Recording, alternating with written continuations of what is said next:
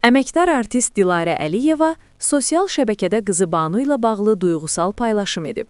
Sənətçi övladının fotosunu yayımlayaraq onun ad günü olduğunu bildirib və paylaşımına səmimi sözlər əlavə edib. Dilarə Əliyeva qızına belə müraciət edib. Gözəl qızım, ağıllı balam, ad günün mübarək.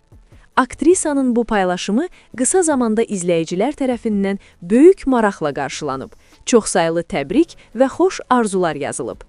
Qeyd edək ki, Dilarə Əliyevanın Aytən adlı daha bir övladı da var. Aytən ailəlidir və 2 övlad anasıdır. Sənətçi tez-tez ailəsinə olan bağlılığı və analıq duyğuları ilə seçilir. Sizcə, məşhurların övladları ilə bağlı bu cür səmimi paylaşımları daha çox olmalıdırmı? Fikirlərinizi şərhlərdə yazın. Belə maraqlı və operativ xəbərlərdən xəbərdar olmaq üçün Xəbərdən Xəbərə kanalına abunə olmağı, videonu bəyənməyi və bildirişləri aktiv etməyi unutmayın.